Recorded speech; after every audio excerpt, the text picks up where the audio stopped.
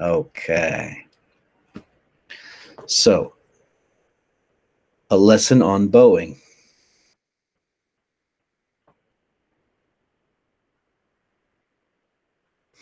I've got a pin right there in the middle of my face. Let's see if that'll go away.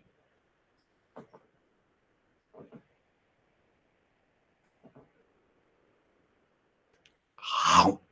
It didn't work. Okay. Just ignore the little pin right there. So step one, we need to find out where our left hand is. So what we'll do is we'll make an L, excuse me, with both hands. Now you have to do this and hold it out in front of you and look at it. And the one that makes the real letter L is your left hand.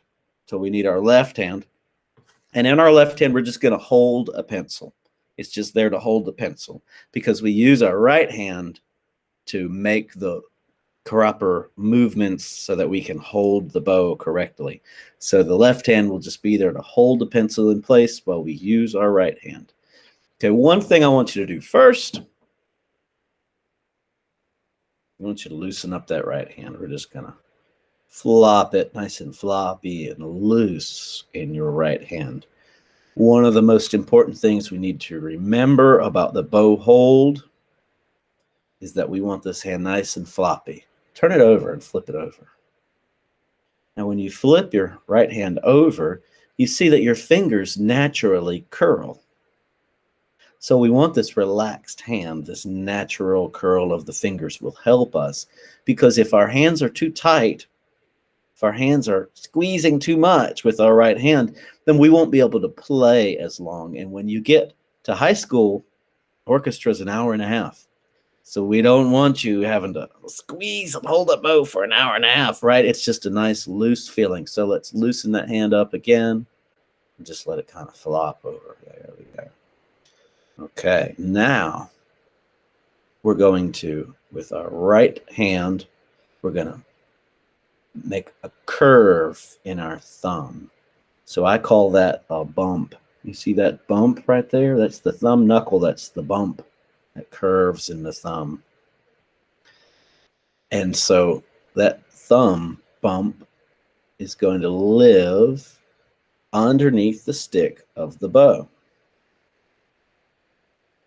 Then these two fingers, if you remember how we made our dog friend, these two fingers will hold,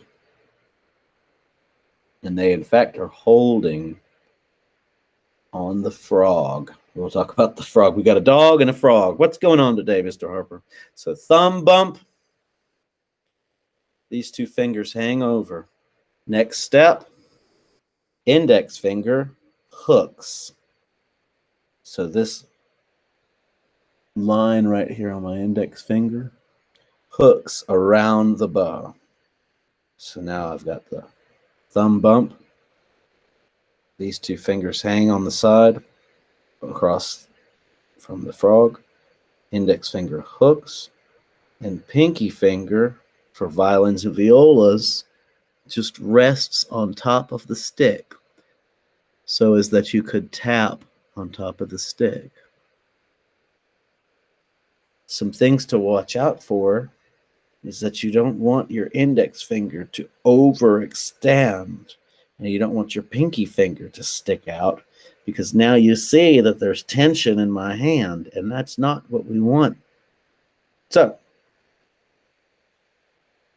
for cello players, this fingertip actually hangs over the stick a little bit because their cello bows are a little bigger. Okay, so relax your shoulders. In fact, roll your shoulders forward with me. Roll your shoulders forward. Roll your shoulders backwards. Okay, this one's called frozen hot dog. Okay, frozen hot dog. So your shoulders are up next to your ears, and then you relax. That feeling of relaxing is something that we really want in our bodies. So when I say frozen hot dog, your shoulders are going to go up towards your ears, and you're going to tense it up and squeeze. Show frozen hot dog, and then relax.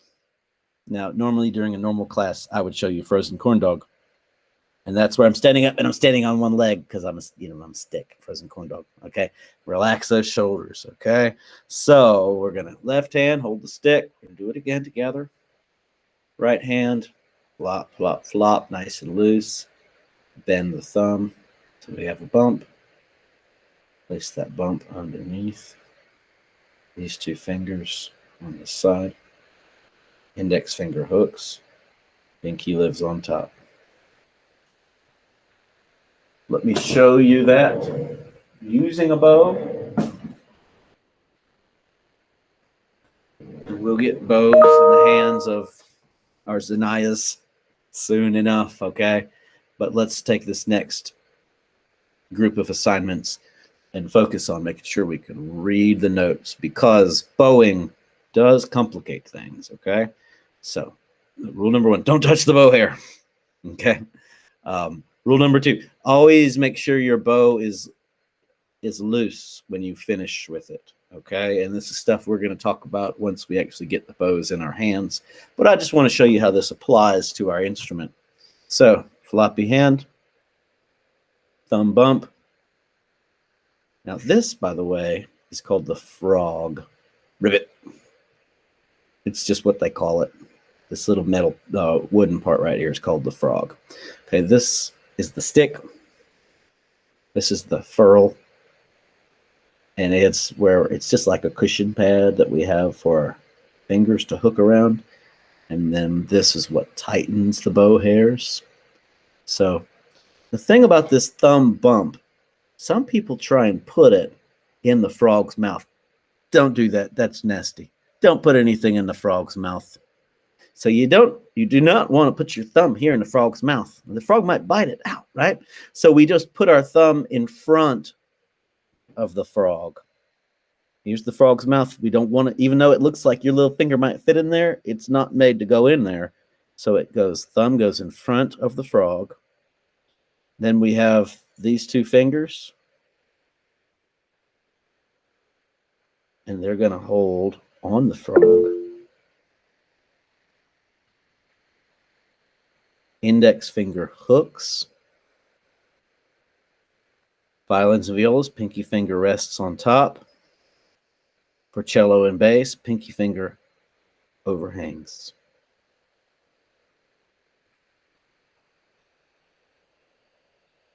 Now, using your pencils, I just showed you this with the bow just so you can see where your fingers go, but we're going to put our pencils back in our left hands.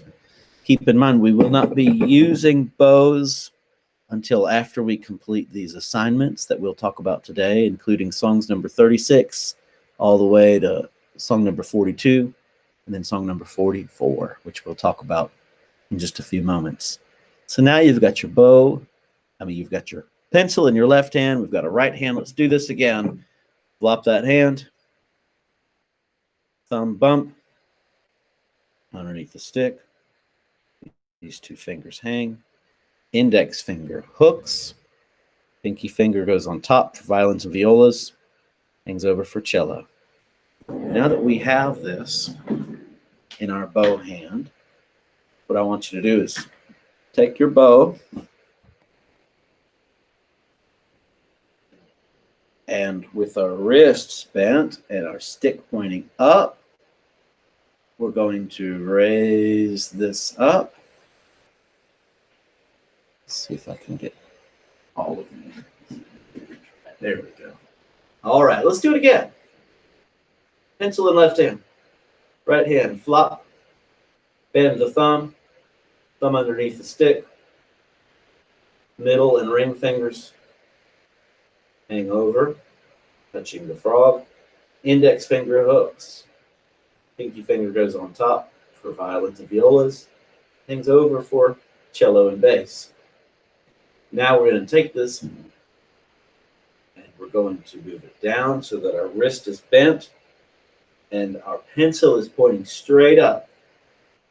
Then we're going to raise this up, keeping it right next to your ear, all the way up in the air like Statue of Liberty. Then bring it down with the wrist bent and the pencil pointing directly up. Let's do it again. Statue of Liberty up. And bring it back down. Once more, make sure that the pencil is pointing straight up. The wrist is bent. Don't forget about the pinky finger. And now check and see, do you still have the thumb bump? If not, then you may want to reset the way your hand is. Let's try it again. Pencil in left hand. Right hand flop. Loosen it up. Put the pencil up, thumb bump. Place it underneath. Middle and ring fingers. Hold on the other side of the stick. Index finger, captain hook. Pinky lives on top for violins, violas. Hangs over for cello and bass. Now we've still got our thumb bump. We're going to wrist down. Stick is pointing up. Pencil's pointing up. Statue of Liberty. All the way up, keeping it close to the ear. Back down. Back up. Back down. Up. Down. Up. Down. Up. You're actually practicing bowing right now. You're practicing a very important part of how the wrist should bend. You can also start over the shoulder. This is my left shoulder. And then I'm going to pull the bow, the stick, down to my right side in front of my right hip. Up over the left shoulder. Diagonal in front of the right hip. Over the shoulder. Down over the hip. For the cello, I want you to practice in front of your body. And you're going to pull across, taking care to keep the pencil straight, or you could say parallel to the floor. Making sure that the wrist is bending a little. In cello, a lot of this is here in your elbow. So cello, what I want you to do is take your finger, put it here in your elbow, and make sure that this comes all the way out so the elbow is straight. And the elbow is now bent while we keep this parallel to the floor. Elbow is now straight. Elbow bends, keeping it parallel to the floor. Violins and violas, you're over the shoulder, over the left shoulder, and down to the waist.